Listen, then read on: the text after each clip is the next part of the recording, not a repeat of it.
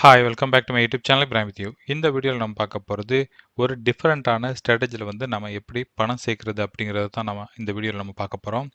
நம்மள பல பேர் வந்து இப்போ மாத சேலரியில் வந்து ஒர்க் பண்ணிட்டு இருக்கோம். அவங்களுக்கு இருக்கிற ஒரே பிரச்சனை என்னன்னா, மாசம் பணத்தை வாங்கினதுக்கப்புறம் கையில் பணம் எப்படி வருதுன்னு தெரியாது. அதே மாதிரி எவ்வளோ செலவு பண்ணுது அப்படிங்கிறதும் தெரியாது. ஸோ இதற்கு வந்து நம்ம என்ன பண்ணுறது, என்ன பண்ணால் நம்ம பணத்தை வந்து நம்ம சேவ் பண்ணலாம், எப்படி நம்ம மிச்சப்படுத்துறது, எப்படி அந்த பணத்தை வந்து நமக்காக ஒர்க் பண்ண வைக்கிறது அப்படிங்கிற அந்த விஷயங்கள் எல்லாத்தையும் நம்ம இந்த வீடியோவில் பார்க்க போகிறோம். இந்த வீடியோவில் நீங்கள் பார்க்குற விஷயங்கள் எல்லாம் வந்து இதுவரைக்கும் யாரும் உங்களுக்கு சொல்லித் தராத விஷயமா இருக்கும். ஸோ இந்த வீடியோவை பார்த்துட்டு யாரா இருந்தாலும் பணம் சேர்க்கறதுக்கு இந்த வீடியோ வந்து நிச்சயமா ஒரு நல்ல ஒரு மோட்டிவேஷன் குடுக்கும் அப்படிங்கிறதுல எந்த ஒரு டவுட்டும் கிடையாது. ஸோ வீடியோவ ஃபுல்லா பார்த்து தெரிஞ்சுக்கங்க.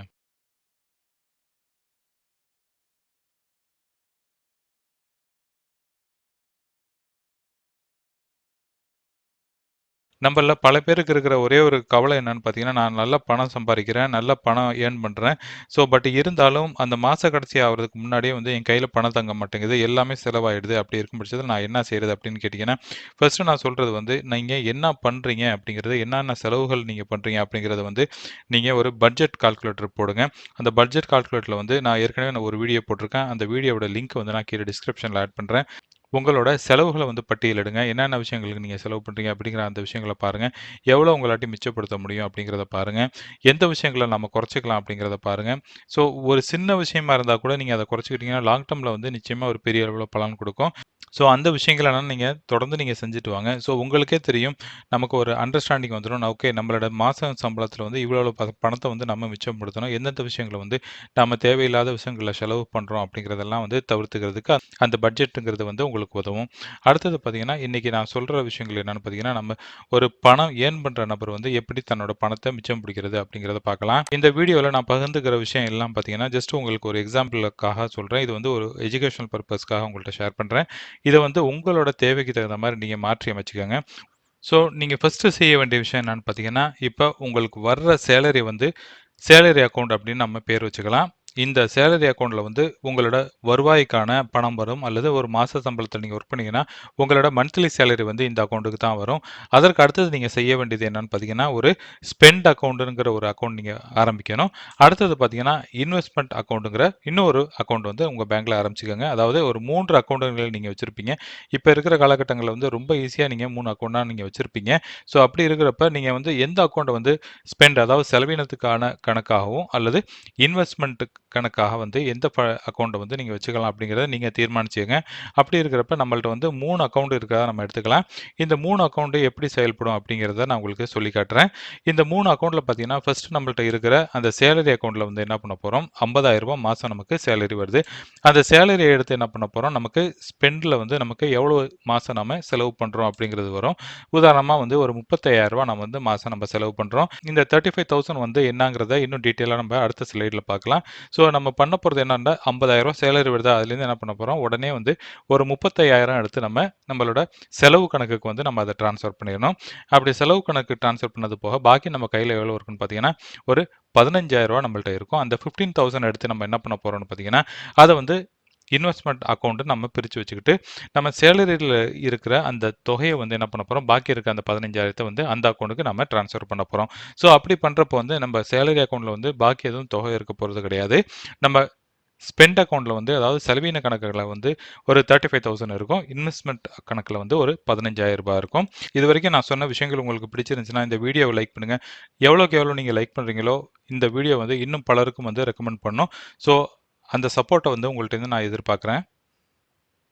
செலவு கணக்க பொறுத்தவரைக்கும் பார்த்தீங்கன்னா, அது மாசம் மாசம் அன்றாடம் நடக்கிற எசென்ஷியல் செலவா இருக்கலாம். அது வந்து மந்த்லி குரோசரி அதாவது வீட்டுக்கு இருக்கிற மளிகை சாமான், உணவு பண்டங்கள் இந்த விஷயங்களுக்கு நீங்க செலவு பண்ணலாம். அல்லது ரென்ட்டு, ஸ்கூல் ஃபீஸு, அதுக்கப்புறம் கேஸ் கனெக்ஷன், எலக்ட்ரிசிட்டி, டேட்டா, அதுக்கப்புறம் வயர்லெஸ் கனெக்ஷன், ஃபியூலுக்கு, பெட்ரோலுக்கு நீங்க செலவு பண்றது, ஹவுஸ்மேடுக்கு நீங்க செலவு பண்றது, அதுக்கப்புறம் ஏதாச்சும் ஒரு இஎம்ஐக்கு நீங்க செலவு பண்றது, இதையெல்லாம் நீங்க கணக்கு பண்ணி பாருங்க. இதற்கு நான் சொன்ன அந்த எக்ஸெல் ஷீட்டோட லிங்க் வந்து நான் கீழ டிஸ்கிரிப்ஷன்ல குடுக்குறேன். அந்த வீடியோவையும் வந்து உங்களுக்கு ரெஃபர் பண்றேன். அத நீங்க பார்த்தீங்கன்னாலே வந்து உங்களுக்கு இன்னும் கிளியர் கட்டா வந்து எப்படி நம்ம பட்ஜெட் போட்டு நம்ம செலவினத்த தெரிஞ்சுக்கிறது, மாசம் நமக்கு எவ்வளோ செலவா வருது அப்படிங்கிறத தெரிஞ்சுக்கிறதுக்கு அந்த வீடியோ உதவும்.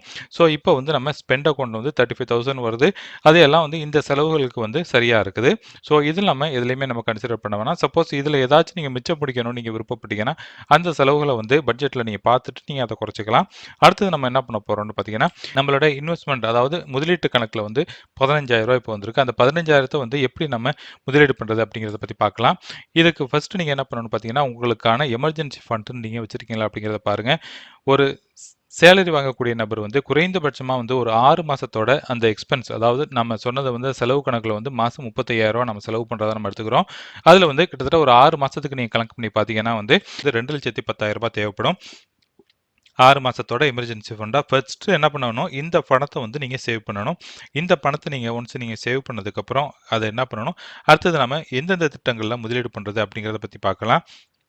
ஃபர்ஸ்ட்டு நம்ம சேவ் பண்ண வேண்டியது எமர்ஜென்சி ஃபண்ட். எமர்ஜென்சி ஃபண்ட் இந்த ஃபண்ட் நமக்கு இருந்தாலே வந்து எதிர்பாராத விதமா ஏதாச்சும் நம்மளோட ஒரு வேலை போகும் பட்சத்திலயோ, அல்லது ஒரு எதிர்பாராத ஒரு செலவு வரும் பட்சத்தில வந்து இந்த எமர்ஜென்சி ஃபண்ட் நமக்கு உதவும்.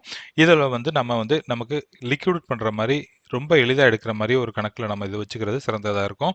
அடுத்தது இந்த எமர்ஜென்சி ஃபண்ட் வந்து நம்ம சேவ் பண்ணதுக்கு அப்புறம் வந்து பார்த்தீங்கன்னா, மாசம் மாசம் நான் சொன்னது மாரி எகைன் வந்து ரூ. 15,000 நமக்கு மிச்சம் ஆகப்போகுது. ஆஃப்டர் 6 மந்த்துக்கு அப்புறம் அந்த ரூ. 15,000 வந்து நீங்க எய்தர் நீங்க எமர்ஜென்சி செலவு முடிச்சதுக்கு அப்புறம் என்ன பண்ணலாம், மியூச்சுவல் ஃபண்ட்ல வந்து எஸ்ஐபி முதலீடுக்கு நீங்க வச்சிருக்கலாம். அதுல வந்து எந்த ஃபண்ட்ல நீங்க முதலீடு பண்றீங்க? ஒரு ஃபண்ட்ல பண்றீங்களா? 2 ஃபண்ட்ல பண்றீங்களா? அப்படிங்கிற அந்த விஷயங்கள நீங்க வந்து இந்த திட்டத்துல இந்த பணத்த எடுத்து நீங்க ட்ரான்ஸ்ஃபர் பண்ணிக்கலாம். அல்லது நீங்க ரெக்கரிங் டெபாசிட் அதுக்கப்புறம் ஸ்டாக்ல முதலீடு பண்றீங்களா? போஸ்ட் ஆஃபீஸ் சிஸ்டம் அல்லது போஸ்ட் ஆஃபீஸ் சேவிங்ல ஏதாச்சும் சேவ் பண்ணீங்கன்னா கூட, இந்த பணத்த எடுத்து நீங்க என்ன பண்ணலாம், அதுல முதலீடு பண்றதுக்கு சிறந்ததா இருக்கும். இப்படி உங்களோட பணத்த வந்து நீங்க சேலரி ஏர்ன் பண்ணி, அத வந்து பிரிச்சு நீங்க முதலீடு பண்றப்போ வந்து, பிரிச்சு ஒவ்வொரு விஷயங்களுக்காக நீங்க எடுத்து வைக்கிறப்போ வந்து, உங்களோட பணத்துல வந்து நிச்சயமா உங்களோட முதலீடு வந்து வளர்றதுக்கு நெறைய சான்ஸ்கள் இருக்கு.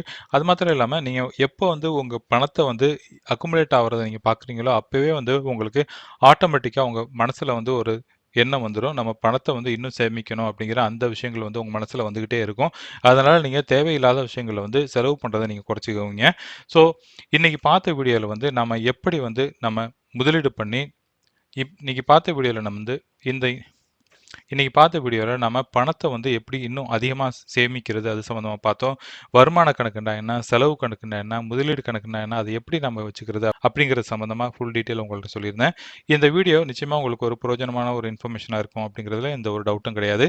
இந்த வீடியோ பிடிச்சிருந்துச்சுன்னா லைக் பண்ணுங்க. உங்க ஃபேமிலி ஃப்ரெண்ட்ஸோட ஷேர் பண்ணுங்க. இதுவரைக்கும் என் சேனல நீங்க சப்ஸ்கிரைப் பண்ணாம இருந்தீங்கன்னா, என் சேனல் நீங்க சப்ஸ்கிரைப் பண்ணிக்கங்க. மேலும் இதே மாரி ஒரு நல்ல டாபிக்கோட எகைன் நான் உங்கள மீட் பண்றேன். அதுவரைக்கும் டேக் கேர். பபாய்.